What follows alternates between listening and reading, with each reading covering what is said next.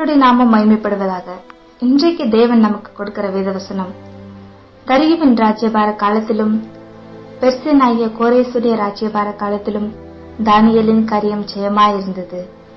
தானியேல் 6:28.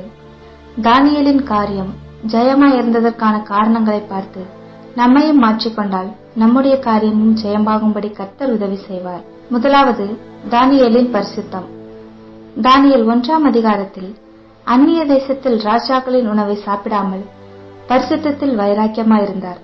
இரண்டாவது, தானியேல் ஜெபிக்கிறவர்.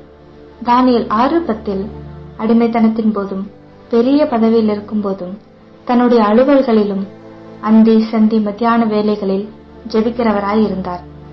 மூன்றாவது, தானியேல் வேதத்தை வாசிக்கிறவர்.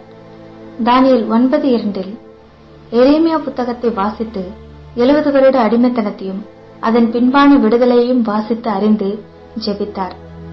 நான்காவது, தானியேல் ஆராதனை வீரர். தானியேல் 6:16 தானியேல் இடைவிடாமல் தேவனை ஆராதிக்கிறார் என்று ராஜாவே அறிக்கை செய்யும் அளவு இடைவிடாமல் ஆராதித்தார். அநேக காரியங்கள் இருந்தாலும் இந்த 4 காரியங்கள் முக்கியமானவைகள். நாமும் கூட நம்முடைய பரிசுத்தத்தை காத்துக்கொள்ள நம்முடைய எல்லா காரியங்களிலும் நேரம் ஒதுக்கி ஜெபிப்போம், வேதத்தை வாசிப்போம், இடைவிடாமல் ஆராதனை செய்வோம். தானியேலின் காரியம் ஜெயமாயிருந்தது போல நம்முடைய எல்லா காரியங்களிலும் ஜெயமுண்டாகும்.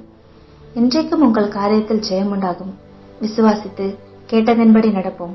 இயேசுவை போல, தானியேல் போல ஜெயம் பெறுவோம். ஆமென். நாம் ஜெபம் செய்வோம்.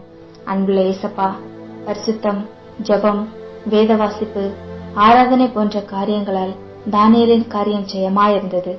நாங்களும் அப்படிப்பட்ட வாழ்க்கையை வாழ்ந்து எங்கள் காரியங்களில் ஜெயமெடுக்க உதவி செய்யும். இயேசுவின் நாமத்தில் ஜெபிக்கிறோம் எங்கள் நல்ல தகப்பனே. ஆமென். கர்த்தர் உங்களை ஆசீர்வதிப்பாராக.